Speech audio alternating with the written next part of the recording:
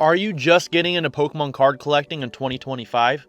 Well, in this video, I'm going to break down the best tips, products, and resources that you need to know as a new collector.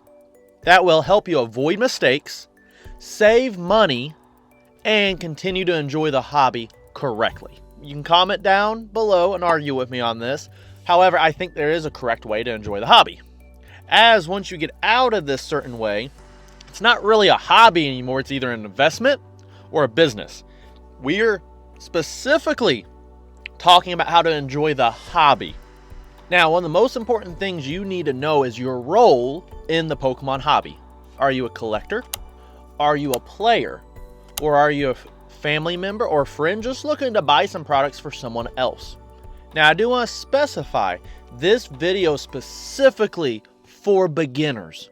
We will also publish a video down the road for intermediate and advanced collectors. However, if you are advanced, if you've been in this hobby for 10 years, it's always good to refresh your fundamentals of collecting to make sure you're staying principally sound as you collect. So this video is also for you. Now, let's hop into products, okay? So what we're going to do with products here is we're going to name the product, we're going to put what role, then we're going to rank that product on how good it is for each individual role you could be a part of. I will also be letting you know what's within that product, and we'll be comparing the prices to MSRP, as most beginners are just looking at purchasing things from things like Walmart and Target, not really hopping out on the crazy market side of LGSs and eBay and TCG Player. So the first product we're going to take a look at is booster boxes. So that would be one of these guys right here, okay? So booster boxes are going to be the best value to money ratio per pack that you can get, okay? I actually completely forgot to grab an individual booster pack. I will open up a product here in a second. So the booster boxes, there are 36 packs within this booster box. So it's going to be the best cost to price ratio for you. So for a collector, someone who's just looking to get more cards, this can be a fantastic item to get. However, there are some things I kind of concern myself with if you are a new collector. Typically new collectors, right? A brand new 12-year-old or even a 25-year-old hopping in. One of the things when you first hop in that's most annoying is when you get the same card over and over and over again. And here's the thing. Booster boxes, it's all one set. So you're going to get the same card over and over again. As you start hitting the advanced stages, you typically start looking solely at value, money-wise, and you're typically only chasing the big cards. Where in the beginner section, we typically focus on all cards, right? I remember when I started back in, I was happy just to get certain common cards like a Poliwag, and that really excited me because it was just a Pokemon I liked. As I dove into the rabbit hole and only started concerning myself with value, it really sucked the fun away. And then I could blow through a booster box, and the only card I was really paying attention to was that big high value card. And again, that's one of the pitfalls of Pokemon card collecting when you start off. I don't want you falling in. So we're solely looking at, if you're a new collector, what's going to meet your needs the most. And that's usually diversifying cards as much as possible. Now, let's rank the booster box. For collectors, if you're solely looking at collecting cards, it's good price per pack ratio, right? You're going to get the most value for your money out of one. However, it gets really hurt by having a high entry cost, right? Someone who's just now getting back into the hobby, you tell them $160 in MSRP for a booster box, they're going to crap their pants. They're not going to want to get it. I wouldn't imagine spending $160 on packs when I first entered, right?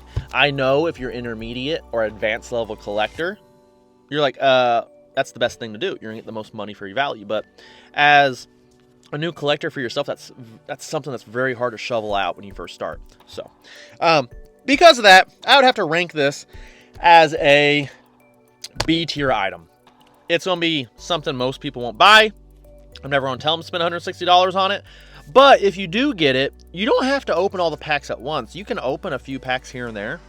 This can last you a while, and you're gonna get the most bang for your buck for packs. But for most new collectors, 36 packs will last them quite a while. So most of them aren't thinking that far ahead, and they would rather diversify the packs, where these, you're going to get the same card over and over again. And when you're a new collector, nothing's more annoying than getting the same common and uncommon cards. When I started collecting again, we went to bulk deals because we just loved having variety of cards, not necessarily good cards or bad cards. We just want to see cards. So getting the same cards over and over again, even though they are commons and uncommons, really is a deterrent for this type of product for new collectors.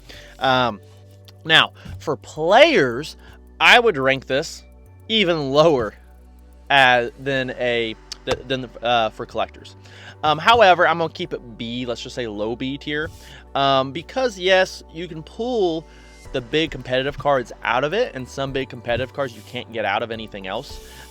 So I would rank this like a B minus for players, just because again, the value to pack ratio is there. It's the best thing you're gonna get, and most time booster boxes, if you shop other places besides Target, Best Buy, well, you can't get these at Target, but Best Buy, for instance, you could get a lower deal and get them as low in a normal market as 110, 120. So, so because of that, I'm gonna still rank it in the B, even though I'm hesitant on it. Parents purchasing this. When you, as a parent in this listing, keep in mind you still have to purchase for the deck players and for the collector players, for the kids. So if your kid's not interested in playing at all, right, lean more towards the player, combine this with what I'm recommending as a parent or family member. So this one is actually, I would throw this on as a parent, S tier. Bulba, you just rank this way low for both of them. How can this be an S tier for parents? Hear me out. Parents are more controlled in their spending habits and wanting to open packs. So if you are a parent, investing in one of these is not a bad idea. Pay that higher dollar value, but only give your kids packs when they complete chores, a little gift here and there, right? A parent can put this aside and just pull a few packs at a time and really stretch out their dollar, right? You pick up one of these for $120 from a local LGS in normal market times. Again, market's crazy right now. Normal market times. You're really going to get your money's worth out versus if you go buy a single booster pack off a shelf at Walmart or your local gas station, which is usually even higher there than it is during crazy market times like this. So for a parent, I do recommend picking up booster boxes if you can, and then deving out the packs as time goes on. Oh, it's Easter. Here's 4 packs. Wait a little bit. Birthday. Here's 5 packs. Christmas. Throw some in stocking stuffers. Pass them out. This can last you long term, and you can stretch that out. You don't have to constantly be going to the store and purchasing stuff. So for parents, S tier all day. The next one we have on our list, technically it's not on the list, it's just in a pile down here. List is actually separate, but it'd be odd if I'm digging through here. So the next one I have here is a very interesting one. This is a Pokemon pencil box, right? So a lot of people will look at this item and just kind of be like, okay, I don't need a pencil box. Let me go find some other items. But let's actually just go ahead and open this one. I'm going to send the pencil box to my nieces and nephews in Brazil, and they'll be pumped for the pencil box. Oh, with the pack as well. So, it's a pencil box. Nice little case. Any kid would love to have this, take it to school. However, in the pencil box is also 2 booster packs. We have a Astral Radiance. Ooh! And Evolving Skies booster packs. Look at that. Didn't expect that. But these items are very good items to be purchasing. Cost to pack ratio is not bad. It's basically the same price as a mini tin that we'll get into later.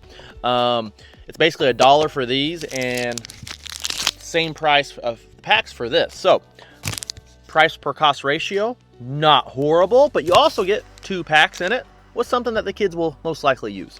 So if I had to rank this, I would have to say it's probably an A. It's slightly above the booster box for a collector because you're getting a much easier entry cost, right? Because no parents will be spending $160 on a booster box. So for collectors, I would put this in the A tier. It's a low entry. It's one of the cheapest pack to box ratio you will have besides just buying an individual booster pack. That's why it's not an S tier.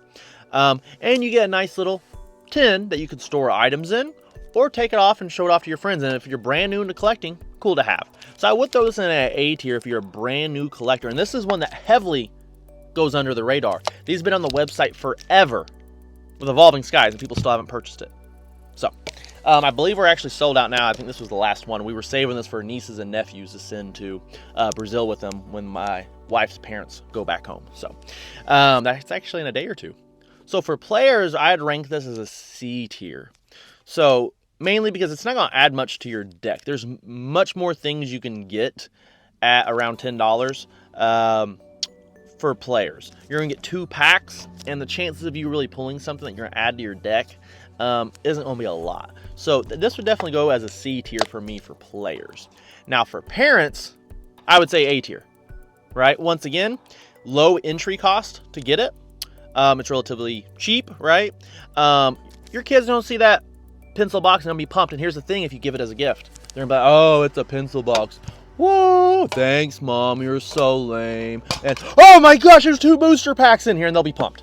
Okay, so it has that little subversion as a gift, so I like things like that. So I would definitely rank this as a S tier for parents buying as a gift. So it's not a high value item, so the kid's not gonna be as pumped as it say they got a super premium box, but it's very small, makes a nice stocking stuffer, something a parent can just grab off the store shelf on the way home from Walmart for $10, and the kid's gonna be pumped about it, right? So I'd actually throw this as an S tier for parents.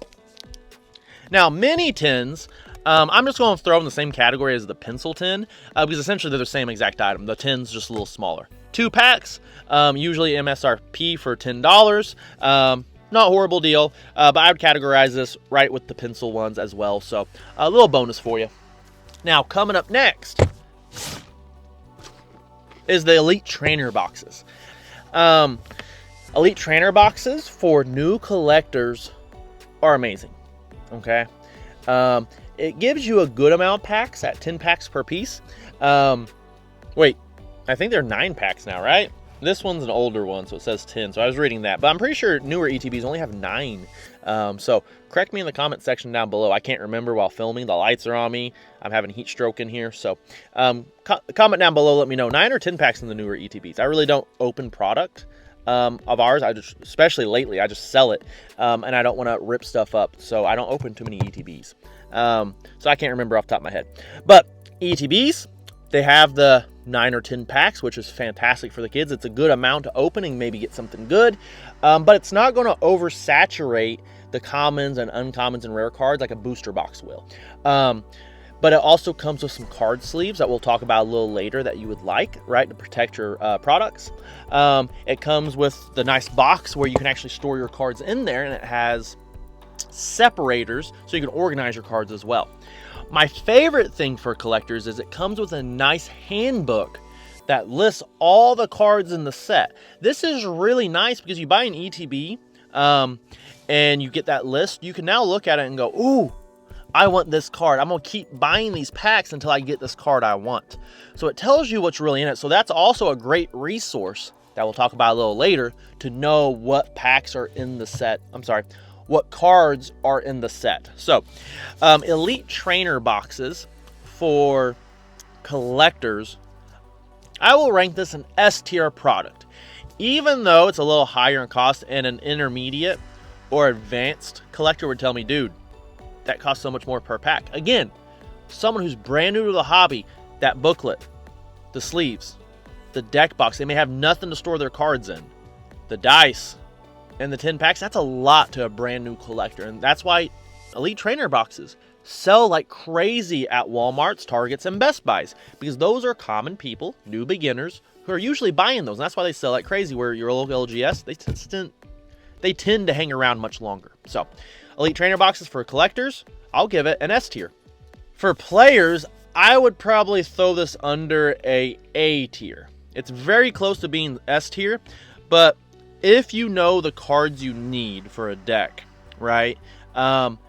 Or I guess if you're a beginner, you don't know the cards for your deck. So that's where we'll get to some battle decks a little later that I think is fantastic. So, but I was going to rank this like a C for players, but because of that booklet we talked about, a new player can see what cards they want to add to their deck, and that can really add a lot of value to this. But it also has deck sleeves. New players will immediately have a deck sleeves that they can throw all their deck cards in and immediately be able to play. Also the box to collect their cards, and a good sample size of 10 packs for them to open up and possibly get a very competitive card for them. So I will give this an A tier. Not hyper focused on playability, really brings it down slightly, but I still think this is an excellent product for players. Now for parents, this is a fantastic item. That $50 range for an item is a really good gift size, right? Kids' birthdays coming up, boom, ETB. You don't need to go look at anything else.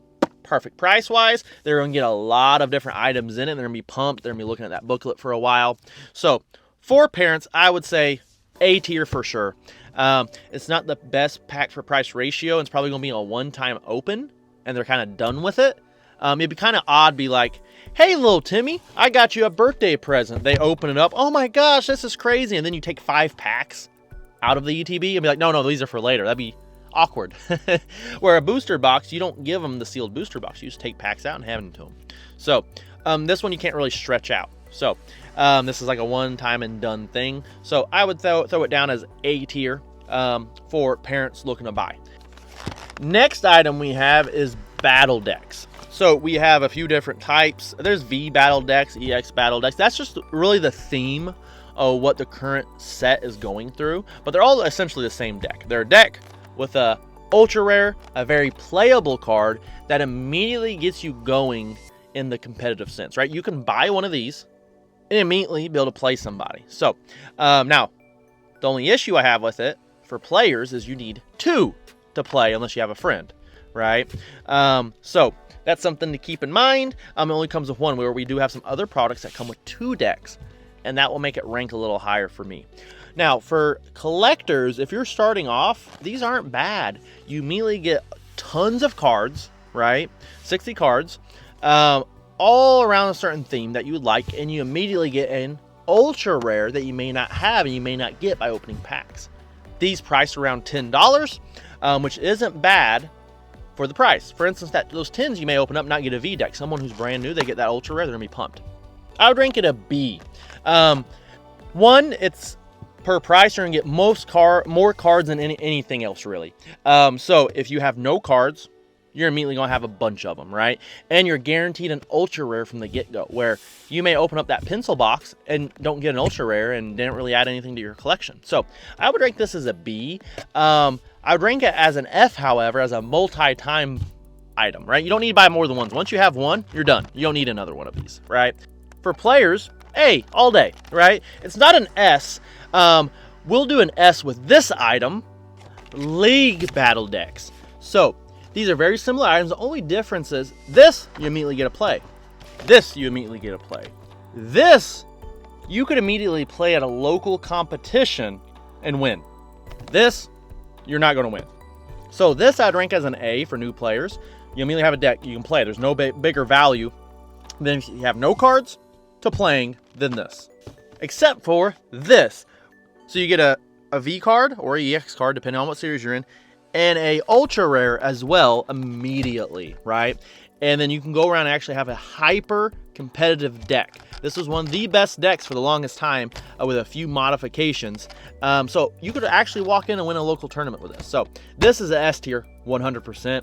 This is A tier simply because against most decks you're not going to do too well. So now for parents buying these fall a lot like the pencil boxes, where it's a low entry to cost. Not so much this for sure.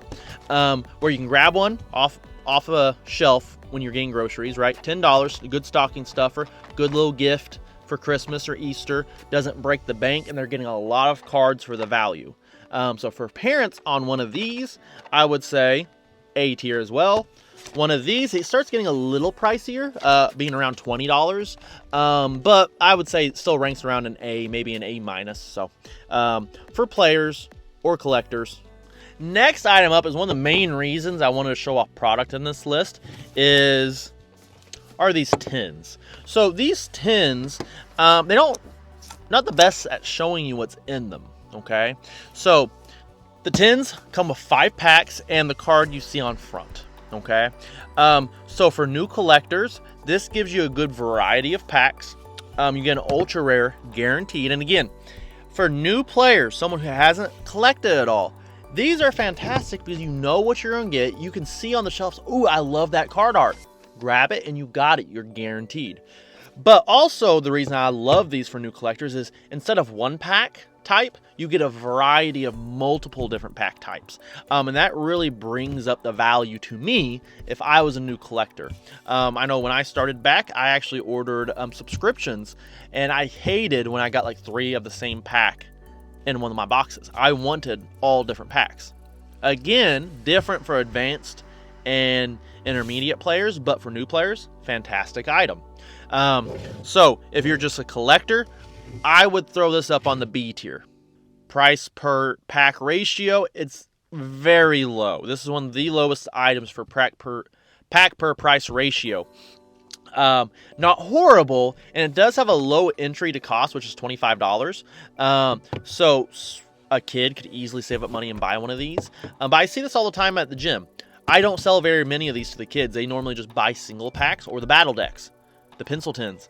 Not too many buy these because they usually don't have the money for it. So, for players, these can be hit or miss, depending all on the ultra rare, right? I would say the same thing about the pack variety. You could get a card out that you can be competitive with, a good variety of them, but maybe you're wanting to build a grass deck. You don't get a single grass card out of any of this. Well, you just wasted your money. But with the ultra rare in the front, you could look at it and be like, oh man, spiral shot. That's such an awesome attack. It does 230 damage. I gotta have this card. Boom, you have it. You open some packs. You may get something else good. You may not, but at least you got the card you wanted from the get-go. So, for competitive players getting into the hobby, I would say this falls along a C. No, I wouldn't say a C. I would say a D.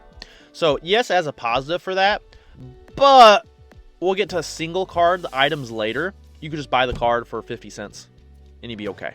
So, D tier, but can be good if the card on the front is ultra rare or awesome and you really want it for your deck. So, now that last one really follows the EX boxes, right? The EX boxes has 4 packs. You clearly see the cards you get. Now, for parents on this, this is a good item for birthdays and gifts. 25 is a very good sweet spot, so you can get 2 of these for the price of an ETB. So it can give parents the feeling of variety, even though you're technically getting better items from the ETB, because you're going to get about the same amount of packs, 5, right? I'm sorry. 5 times 2, 10, right? 10 packs if you spent the same amount of money, but you're not getting the sleeves. Yes, you can use the tins as a deck box. Not the safest, but you don't get those other items. Yes, you are guaranteed the ultra rare, but ETBs now also come with an ultra rare. So I would say for parents, I'd throw this down to a C tier. Because yes, it's a low entry cost, so you can buy multiple of these, right? And it makes nice multiple presents to open versus just one. However, not the best value for your buck. So now this is another item very similar to the last one. This is an EX box. You can see here it has 3 promo cards, so you know exactly what you're getting, and then you also see the packs you're getting. Now, unless you really know what the packs are, you're not going to really tell what they are. But usually when these come out, they'll have 2 of the same pack and then 2 different packs, right? Whatever set, like this one was Surging Sparks. Yeah, so Surging Sparks, so you get 2 Surging Sparks packs, a Stellar Crown, and then a Paradox Rift. So these are a lot like the tins, where you see what you're getting. If you really want the card, it's fantastic. Kids love these, right? I sell more of these than the tins at the gym, even though they're the same price. I think it's just they like seeing the cards on the front. They like the artwork. And they're like, dude, I love that Pokemon. That's a Charizard box? Give me the Charizard box. Tins, they don't really look at the Charizard tin and go, give me Charizard tin. I think it has to do with the presentation more than anything. Because you're getting this, you're actually getting less packs than a tin. Now, these are typically $5 cheaper than 10, so usually $19.99. But for new collectors, I would say they're B in the sense you're going to be pumped to get one of these and get a themed promo card. However, pack to price ratio isn't the best. And that really brings it down for me. And again, that's not the main point, but that does still play a factor into it. If you love the promo card, pick up one of these. If not, you can get the packs elsewhere for cheaper. So, now if you're a deck player, this is very similar to Tins. If this is a very competitive card, Pokemon tends to reprint competitive cards in EX boxes quite frequently. So this can be a great way to pick up your top card in your deck versus having to open packs to get the equivalent. So for that reason, I would bump this up to a B instead of as low as the Tins were for the players. So I would say this is a B. Not just because you get the promo card, because the Tins tend to do that too, but as that lower entry cost at $20, right? Versus the $25. So basically you cut the entry cost a little bit more, and I think that really bumps it up. It was very close in the last one. So for parents, this is another fantastic gift items. Notice this. All the items collectors in the advanced and intermediate stages complain about, I think are great items for parents. So EX boxes, not worth your value. These are the last things that are always bought up. But this is why Pokemon makes them. They make them for parents to get as gifts. It's bulky. It's big. Investors, collectors, exactly. That's why you shouldn't buy it. Parents, it's big. It's bulky. It feels awesome to open as a present. So for parents, I would keep this still at the A tier, I would say. So A tier for parents. I'm just kind of ranking these on a whim, to be fair. So this wasn't like some kind of analytical thing. I just want you to kind of get an idea of, all right, not so good, not so bad. Buy what you want. If I say an F, there's a good reason for it. If I say S, there's a good reason for it. Everything in the middle, hit or miss, make your own decisions. But for parents, I think parents love these items. I see them bought all the time at the card shop. Pick these up. Great gifts. Lower entry cost. Now, we got two more items. I'm going to save the one everyone's going to murder me over last. The next one is a premium box. So this is a super premium box. This is the Charizard one. You can see in the front. It has a statue, a promo card. Back here, another promo card, 5 packs. Is that 5? 1, 2, 3, 4, 5. 5 packs. And then another 5 packs back here with another promo card. So this MSRP's for $79, I want to say. So for new collectors, this is one of those items you're eyeballing in the store and you're like, okay, I'm going to save money up and buy that. For what you get out of this as a new collector, this is very high value. You're going to love the statue, the card, you're going to cherish this. Typically they're very popular Pokemon too, and you get a good amount of packs in this. Instead of one only of each type of pack, you get a variety of packs. So that really bumps this one up for me. However, that higher entry cost to purchase one, many new collectors aren't shoveling out $80 for a new Pokemon item. That's something when you're brand new into the hobby, it just seems ridiculous, right? So because of that, it knocks it down a little bit. But I would say this is a B tier item. You get this thing, if you can save up money for it, you're going to be pumped, right? You're going to be staring at this thing. Parents, you buy this for a kid for their birthday, you better have brought some spare pants to change, right? Because that's how excited they're going to be. So, collectors, B. Players, not much value in them.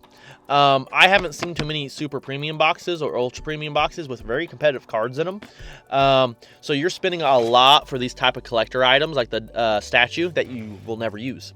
So for that, I would say one of these is an F tier for me if you're looking to build decks. For parents, if you're purchasing for a collector child, this S tier.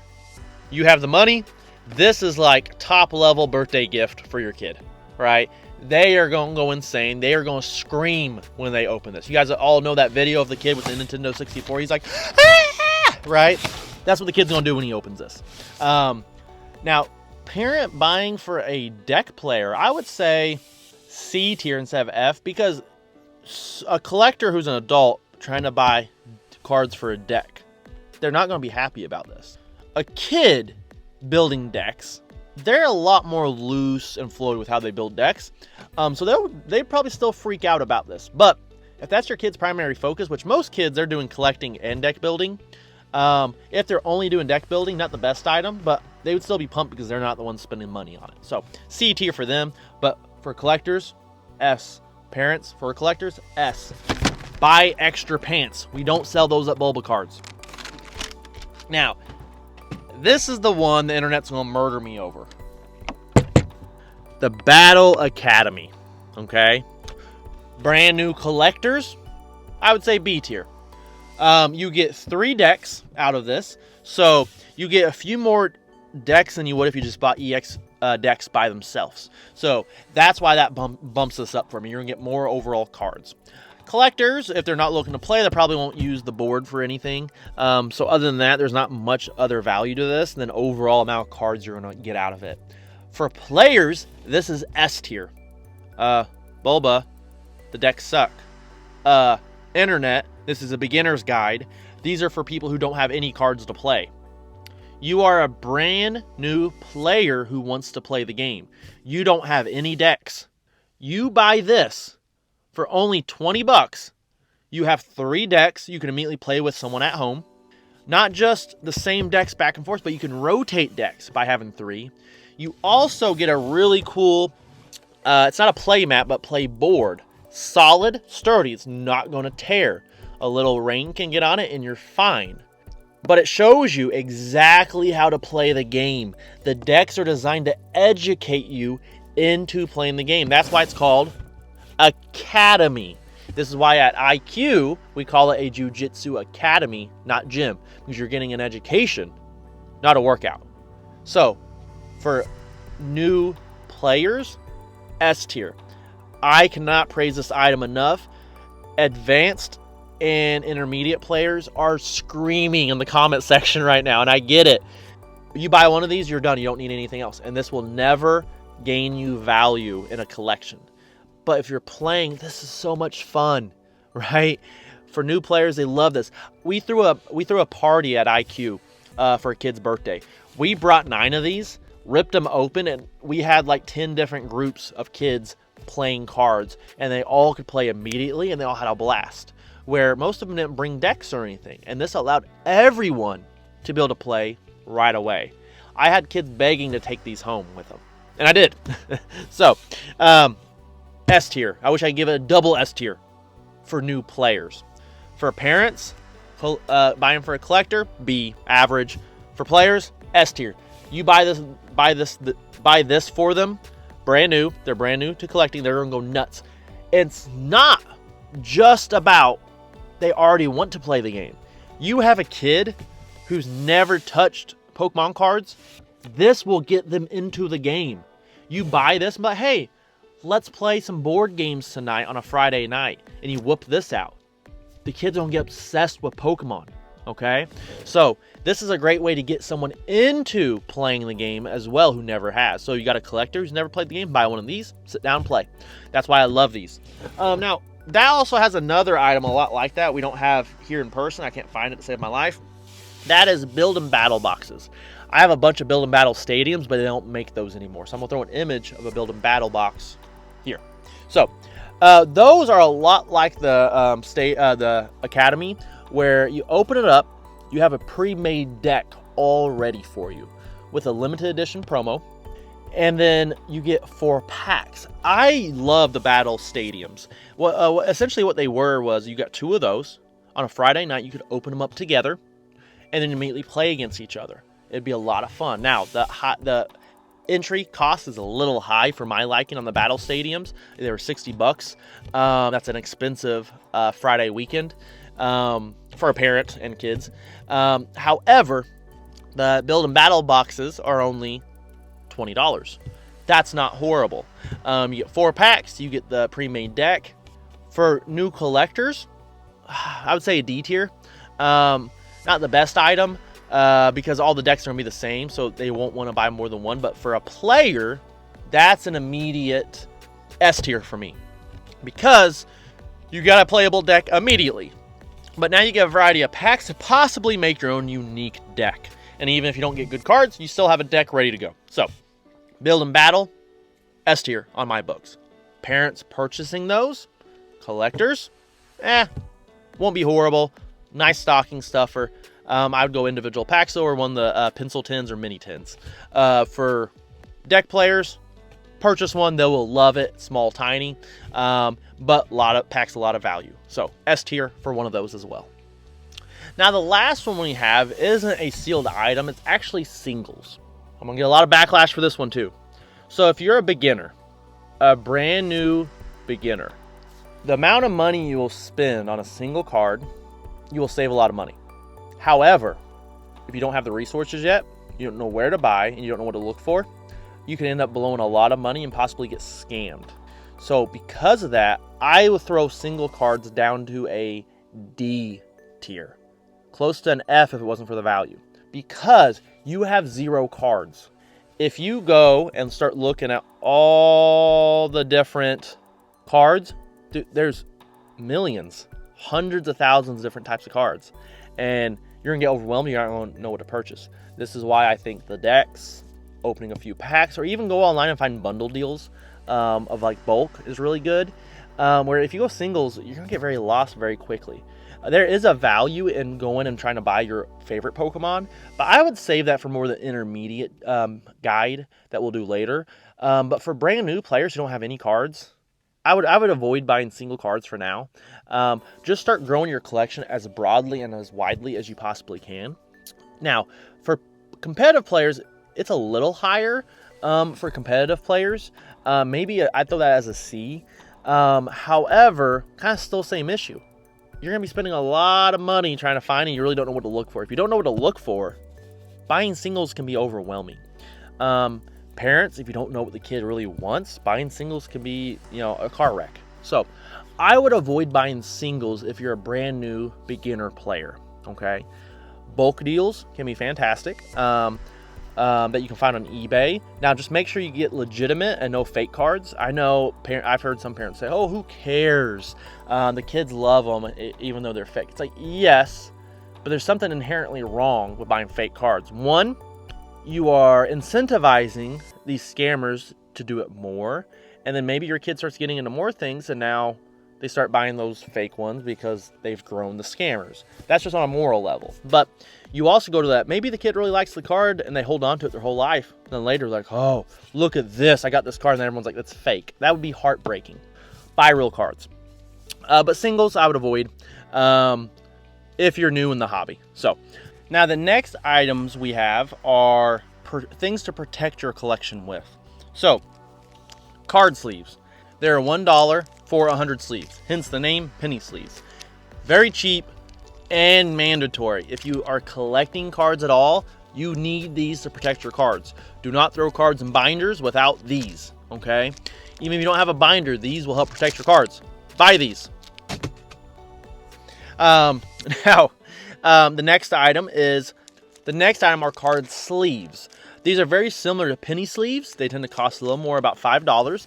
But these are for like playing your cards.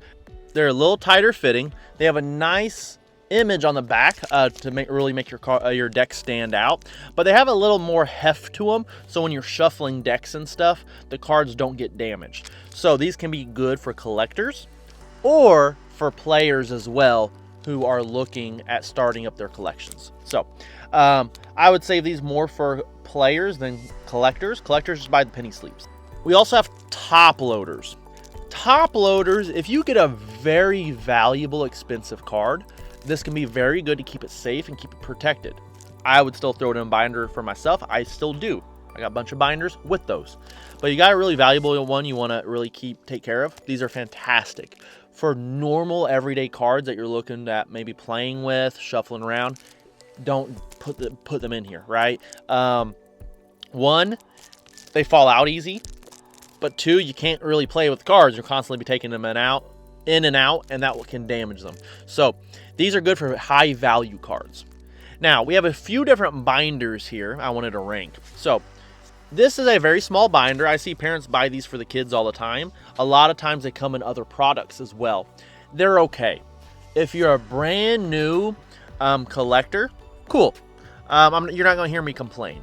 So if you buy these not in a collection, they typically go for about $8, $10. However, they typically aren't acid free. They can actually damage your cards. The thing I don't like about them, they get very sticky, hard to pull cards in and out, and they just feel cheap. So, not biggest fan of these. These, they're good for maybe little kids, 5 to 10-year-olds, right? The cards they have aren't really worth much, and these can be a good way for them to start learning how to organize and take care of things. So, now, for anyone who's really serious about collecting as a beginner, I would recommend one of these. Now, this is a little bit more expensive. These are $20. However, they do have cheaper ones around the $12 mark. They just don't have as many pages. But they have these nice cloth backings. You see that? This keeps your cards from getting damaged. They're also acid-free, so they don't damage your cards in the long run. But what you'll do is you'll put your card in a penny sleeve, and then you'll slide it in one of these. Some people say you can just slide them in without penny sleeves because of the cloth, but I'm still not a fan of that. So, now if you're dead serious about collecting and you want it to last a long term, that is where you get a zip binder, right? Very hefty binder. You can get them in all different sizes. So this one holds 4 cards across, with the other one held 3 across, right? But this can hold 480 cards. This is a large collection. I wouldn't throw all my commons and uncommons in here unless you're doing like a master set, just because you're taking up space. Throw those in some boxes like we showed earlier in the ETB. Those are great for younger kids who are just keeping all their cards. But like ultra rare stuff like that for kids or cards they're really pumped about, toss them in one of these, and that bad boy's going to stay safe no matter you shake it or what. All the cards aren't going to fall out. With the other one, possible. They're pretty tight as long as you put a sleeve on. They typically won't. So, binders. Keep your cards safe, right? Even, I know they're kids, and you're like, I'm not worried about them damaging them. It's good responsibility habits for them to learn, hey, take care of these things, okay? So, but if you're older, starting into collecting, take care of your collection, okay? You don't want to get that awesome card. Maybe you get the Moonbryon, and you don't think much of it, and then you get it damaged, and then 2 years later, you learn it's worth $2,000, right? When you do want to get serious about it. So, protect your cards. So, this section of the video is about common mistakes I see new collectors run into, and it either costs them money, stresses them out, or ruins the hobby for them. This is a big one. This is why I want to talk about this. And it's the very first point, which is don't chase value. If you're only looking at dollar signs and the price to value of a card, you're going to get burnt out of Pokemon very quick. When I first started getting back into it, it was so exciting. I didn't care if it was a common or uncommon card, rare, ultra rare. I was pumped to get any card. I saw a Bellsprout. Oh, Bellsprout! Oh my gosh, I was so excited. But then as I started getting deeper and deeper into it, and I'm like, okay, I want the most value. Okay, this Bellsprout's only worth 5 cents. I wasted money on that booster pack. I quit enjoying opening packs. It started feeling like you're getting kicked in the face every time, right? And then market goes up, market goes down. You feel like you wasted money. It makes you want to hop out of the hobby. So when you're beginning, I heavily beg you, please don't chase value. Don't even look at the card's worth online. Okay? I don't recommend it. That will lead to you enjoying the spontaneousness and the enjoyment much longer until you hit those stages where that becomes important, okay? Now, when it does that get important? I would say that starts getting important when you become an intermediate collector, meaning you are starting to want certain cards, right? Maybe you see the new ultra rare cards and you have the income to buy packs or products until you get the card you want. That's when I'd say you go into intermediate. That's when you should start looking up price to value ratios. That way, you're not spending more than you need. But in the beginner stage, it's just about playing with Pokemon. It's just about collecting Pokemon cards. So in this stage, never look up card values, I say. Now, people may say, well, you're just trying to sell and rip them off so you can sell at higher prices. Say what you want. To me, that ruined the hobby for me when I hopped back in. And one of the things that made me hop out for a little bit before I got back into it. Don't chase value. Chase enjoyment and love of the hobby. Second trap is FOMO, fear of missing out. there is this feeling of, if I don't buy this now, I won't be able to get it later. When that happens, you tend to make poor buying decisions. Now, if you followed me on my first tip, you probably won't have to worry about FOMO. You're going to get what you can when you can. You see it on the store shelf, you'll pick it up. So watch out for FOMO. If you feel the need to rush to make a decision on something, pause, get recentered, come back to that buying decision later. Me and the wife once went to a mattress store. When we just moved to North Carolina, we left everything behind, and we finally had money. We were always very poor and broke before that. We were living in a 200 square foot house. Technically, it was an apartment. It was a house that was split into small rooms. It was only like $190 a month with water, electric included, so that was nice. But we finally both got better jobs. We moved to North Carolina, and we've always had a bad bed. And I had recently blown my back out in jiu-jitsu, and she wanted to make sure I had a nice bed. So we went to the mattress store. She was like, all right, let's spend like $400 or $500. And she kept wanting to buy something for me, and I kept wanting to buy something for her because I want to make sure she had a nice one, because she never buys herself anything nice. Because we were both worried about buying the wrong thing and not communicating. And then the guy kind of mentioned, oh, hey, here's this great deal. We ended up walking out the store with a $5,000 mattress. Yeah. You make very bad buying decision. Now, to be fair, it's an amazing mattress. We have it today. We'll probably never get rid of it. So we're happy with the purchasing decision. But we made a very bad decision in the moment. Okay? So don't fall for FOMO. If you feel rushed in a buying decision, not worth it. Back off, let it go. Probably not worth it. Buying mystery packs and repacks. This, man, everyone's going to hate me in the comment section today. Mystery packs for booster packs. Avoid. Because they're always rationed out where you're spending more money because there's this chance of getting this very old, hyped vintage pack. Where when you're a beginner, you usually don't care. You're just looking for packs. So avoid mystery packs, right? And avoid repacks. Now, there's a difference between repacks and bulk deals. So a repack is like, oh, buy one in 5 chance of getting a $4,000 card. Avoid those. You're going to get junk. And it's not about getting junk. It's about you're going to overpay for junk. Where you can go on eBay and it will say you're getting 20 ultra rares. There's no promise of a higher value card in it. It's just 20 ultra rares, right? $2. Those are fantastic when you're first getting into the hobby because it's a quick way to grow your collection and kind of get things you want. You see a bulk deal of, hey, 500 cards for $5, all commons, uncommons. For a brand new person getting into the hobby who has no cards, that's a great way to jumpstart. Start filling out your collection a little bit. But if it's a mystery one where it's promising this big pull, I would avoid those because they're typically like way overpriced, right? Because they have to add in that price for that ultra rare card. It's not, they're giving that out of generosity. Someone's paid for it.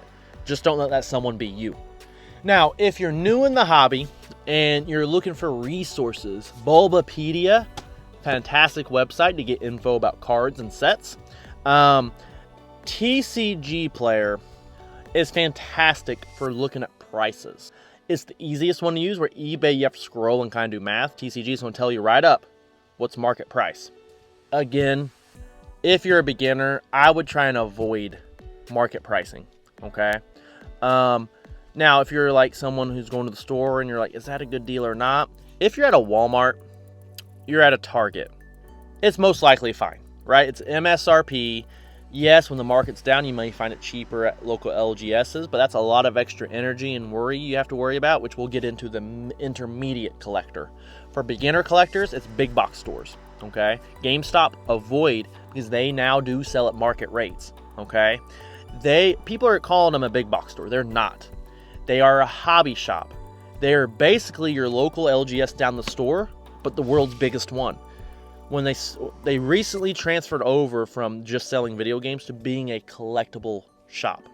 That's why you're seeing market prices there, okay? So don't get them confused with something like Walmart or Target. Walmart and Target will be selling it at MSRP in their stores. Avoid the online website because that's a marketplace, not technically their store itself. So, YouTube channels like Bulba Cards. We are actually starting an entire beginner-friendly series. Starting this video. Then we're going to go intermediate and advanced. We'll kind of mix and match them. But if you're looking for another channel that's very beginner friendly, I would recommend Pokemon TCG Radio. They are very good for new players and collectors. I really like their channel for beginners because they don't heavily focus on market value. I love channels like Danny Phantom. Phantom. I always say Phantom, like the cartoon. I would throw him more in the intermediate and advanced because he does a lot of price breakdowns. Where if you're new, you're going to get lost. Not because he's not coherent with it, but because you really don't know a lot about Pokemon cards just yet. So I would watch Pokemon TCG Radio if you don't have another YouTube besides Bulbacards, right? Subscribe if you haven't. Stick with us. We'll walk you through this. So things like Reddit, Discord, and Facebook groups, I would avoid if you're a beginner. I used to be a moderator of a Pokemon group. Technically, I still am, but I don't touch it anymore because I just don't have the time.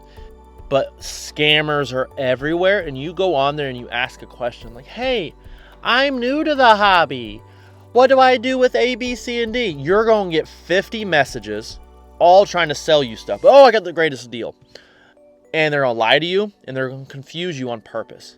Don't go on those sites if you're a beginner. Wait until you have Pokemon a little bit more under your feet before you do that. So parents, I promise you a special tip on the end of this video. And what that tip is purchase cards at bulbacards.com, and in the notes section, comment from your YouTube channel you told me to message you. And I'll make sure to throw in something special for your kid. Okay? We got lots of things we like to do for kids. So if you are purchasing for your kids, let me know and I'll make sure they get something extra if you order. I'll make sure they get something extra in your next order with us. That's my biggest tip. Talk to your LGSs.